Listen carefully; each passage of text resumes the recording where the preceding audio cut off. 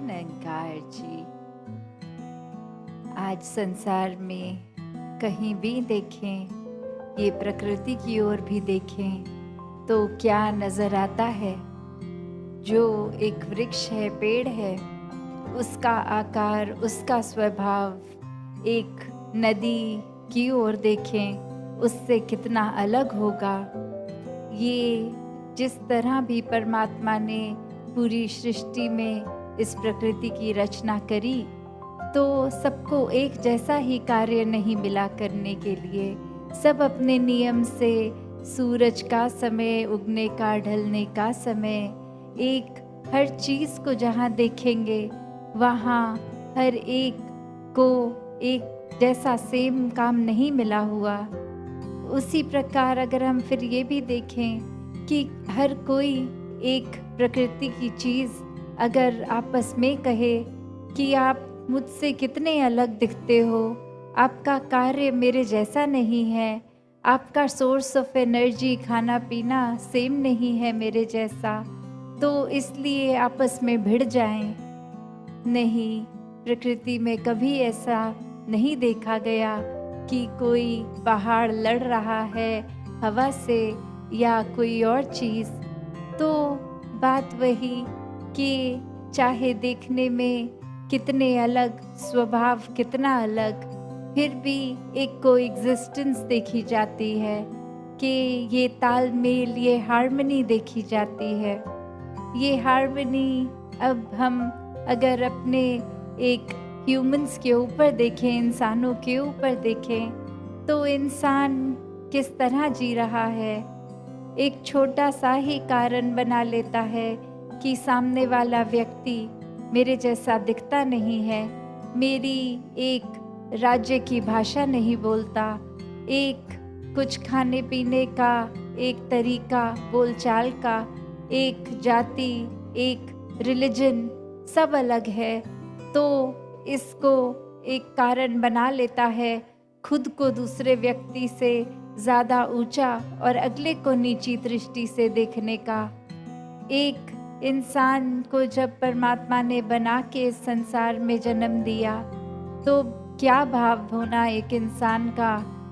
इंसान को प्यार बनने के लिए, प्यार बांटने के लिए जो जन्म हुआ, और वही एक जन्म नफरत में समय बर्बाद करने में लगा हुआ इंसान, अगर कोई बहाना ना भी हो तो भी छोटे छोटे कारण ही एक घर के अंदर ही बना लेते हैं। अजनबियों के साथ तो छोड़ो, आपसी परिवार में भी, कि अपने परिवार के इस सदस्य के इस स्वभाव की ये बात नहीं पसंद, इसलिए कुछ समय उनसे बात नहीं करेंगे, या अपनी बोलचाल वाणी को गुस्से में या अपशब्द बोल के उनका तिरस्कार कर दिया जाता है।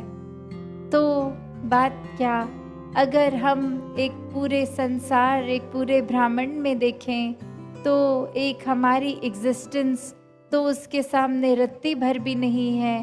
फिर भी हमने अपनी मान्यताओं को, अपने आप को सर्वश्रेष्ठ बनाने, अपने दिमाग में ऐसा खुद को अहंकार से भर लिया कि फिर एक किसी के लिए भी दिल विशाल नहीं हो रहा, औरों के लिए क्या, अपनों के लिए भी नहीं हो रहा।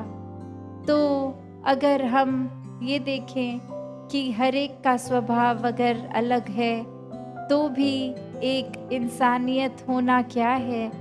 एक इंसानियत हर एक को सबसे पहले एक्सेप्ट करने की बात, कि बेशक हर एक का स्वभाव अलग है, फिर भी ये जानते हुए उनको अपनाना, ये अपनत्व आना जीवन में।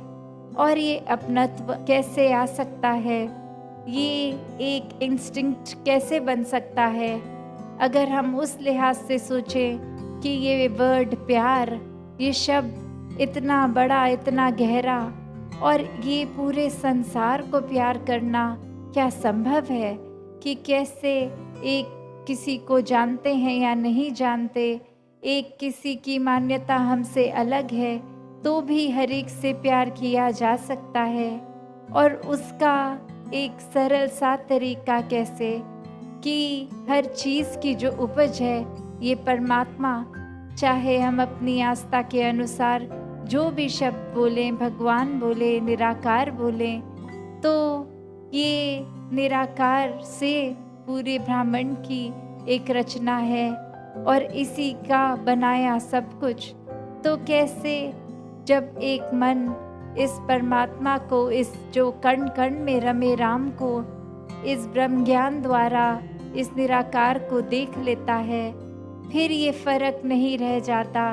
परमात्मा हर जगह मौजूद जो है वो अब हर पल नजर आता है, हर समय एहसास में रहता है।